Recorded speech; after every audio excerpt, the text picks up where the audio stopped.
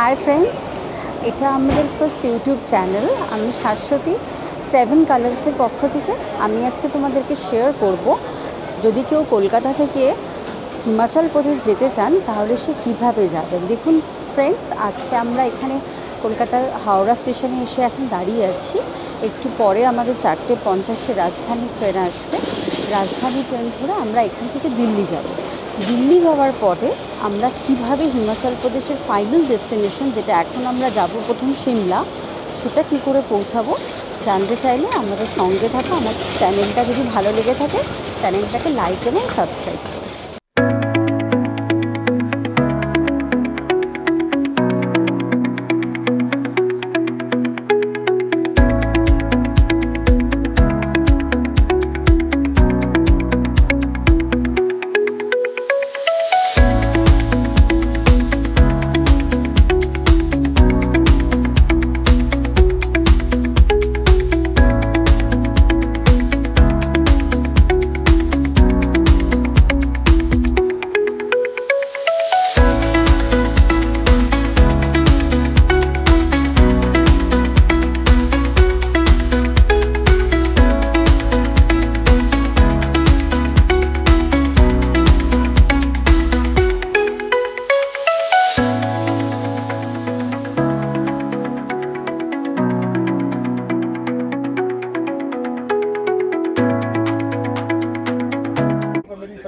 Finally দেখো, ট্রেনে উঠলাম, এসে বসলাম। আমাদের সিট খুঁজতে একটু টাফ হয়েছে, বিকজ আমাদের এটা A3, আমরা A2 খুঁজে পেরেছিলাম। তারপরে যাই হোক, আমরা কোনো রকমে এসে বসলাম। বসার পরে এখন ফাইনালি স্টার্ট হয়নি, 4:50 গাড়িটা ছাড়বে। তো দেখো উঠে বসেছি। এখানে তো অ্যারেঞ্জমেন্ট ভীষণ ভালো, তোমার বালিশ থেকে আরম্ভ করে এভরিথিং এখানে সব কিছুই রয়েছে। তো উঠে বসে আছি, এখনও ট্রেন স্টার্ট হয়নি, স্টার্ট হোক।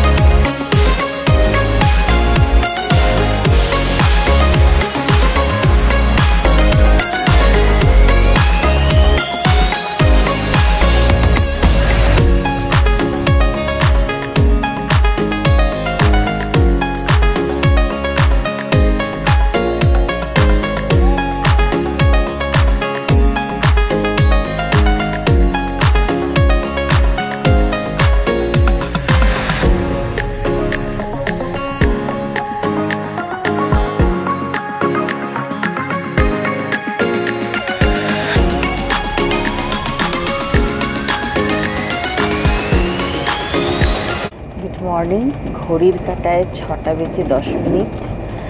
দেখো বন্ধুরা, উঠে পড়েছি সকাল সকাল, কারণ জানি আমাদের গন্তব্যস্থলে পৌঁছাতে হবে। আর রাজধানী এক্সপ্রেস তো 10টার সময় নামাবে, তো সেই জন্য দেখো উঠে পড়েছি। কি সুন্দর মনোরম প্রকৃতি দেখতে দেখতে যাচ্ছি ট্রেনে করে। ট্রেনটা বেশ ভালোই স্পিডে যাচ্ছে, যেটা হয়তো আমরা এরকমভাবে বুঝতে পারছি না, কিন্তু বেশ ভালো স্পিডে ট্রেন যাচ্ছে। এখনও আমাদের স্ন্যাক্স বা ব্রেকফাস্ট আসেনি, একটু পরে হয়তো চলে আসবে। তো জেনারেলি সবাই ঘুমাচ্ছে, কিন্তু আমি উঠে পড়েছি। 128 কিলোমিটার বেগে কিন্তু ট্রেনটা এখন চলছে, যেটা কিন্তু আমরা বসে বুঝতে পারছি না, বাট স্পিডটা কিন্তু যথেষ্ট ভালোই চলছে। তো এখনও অবধি তো আমরা এইভাবে যাত্রা করছি, বুঝতে পারছি না কখন কি হবে। তো দেখা যাক।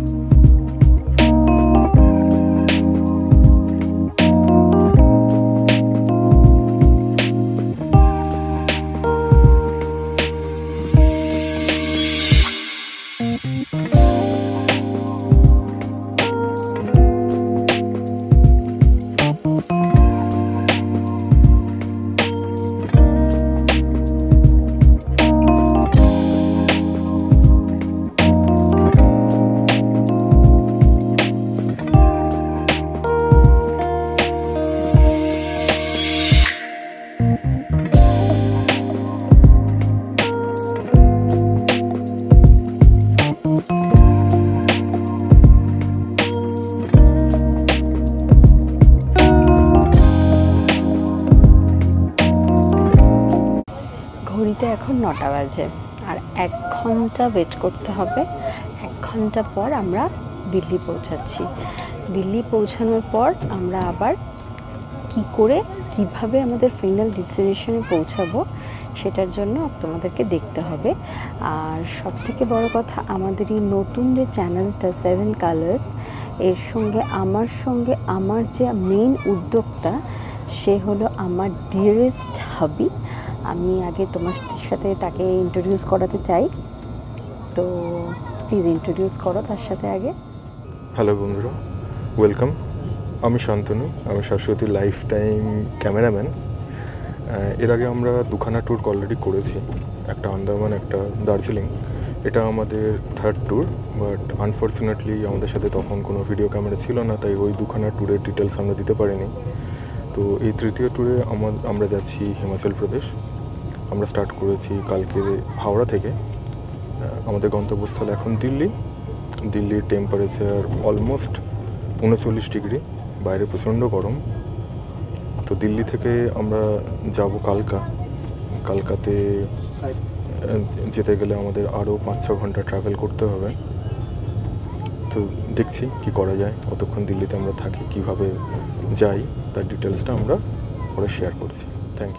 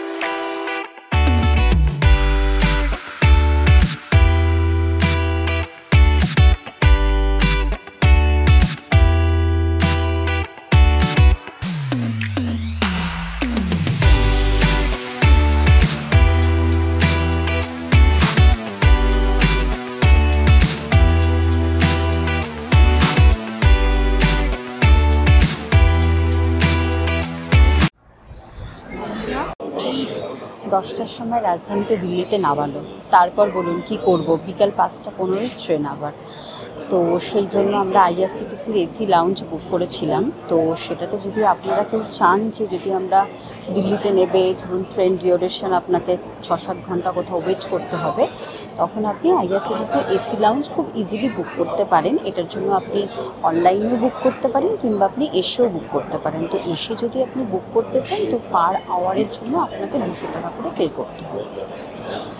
তো এবার ধরুন আপনি সেটা 2 ঘন্টার জন্য 200 টাকা আপনাকে দিতে হবে, প্লাস জিএসটি আপনাকে পে করতে হবে।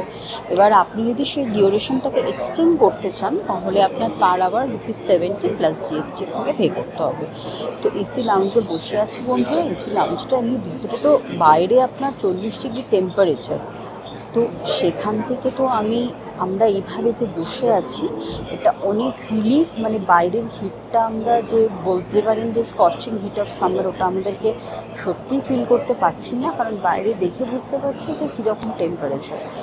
তো যদি আপনারা কেউ এই এসি লাউঞ্জে আসতে চান, মনে রাখবেন সবসময় এটা কিন্তু 16 নম্বর প্ল্যাটফর্মের দিকে। আর ওখান থেকে এসে আপনার এখানে চলন্ত সিঁড়ি আছে, আপনি চাইলে লিফটে করেও নামতে পারেন। এখানে সিকিউরিটি থাকবে, আপনি যে কাউকে জিজ্ঞেস করলেও চলে আসতে পারেন। এখানে আপনার লাঞ্চ, ডিনার, ব্রেকফাস্ট সব কিছুর ব্যবস্থা আছে। যদি আপনি চান আপনি ওখানে বুক করেও খেতে পারেন, আদারওয়াইজ আপনি বাইরে থেকে কিছু কিনে এনেও খেতে পারেন। সেটা আপনার উপর ডিপেন্ড করছে আপনি কী করবেন। তো মোট কথা বন্ধুরা, বাইরের এই হিটের থেকে আমরা আপাতত এই লাউঞ্জে বসে আছি, তো স্বস্তিতে খুব সুন্দরভাবে বসে আছি। অবশেষে এসি লাউঞ্জে বসে আছি দিল্লিতে। দিল্লির ওয়েলকামটা আমার খুব একটা ভালো ছিল না। ট্রেন থেকে নামতে গিয়ে হঠাৎ করে দেখলাম আমার জুতোর সোলটা খুলে গেছে। কি করব প্রথমে আমরা এলাম লাউঞ্জে, এসে বসলাম। তারপর ঠিক করলাম যে জুতোটাকে আমাকে সারাতে হবে। তার কারণ আমাদের নেক্সট ট্রেন 5:15-তে শতাব্দী এক্সপ্রেস, যেটা করে আমরা যাব কালকা। এবার আমি এসি লাউঞ্জ থেকে বেরোলাম, বেরিয়ে খুঁজতে গেলাম মুচি, কোথায় পাবো।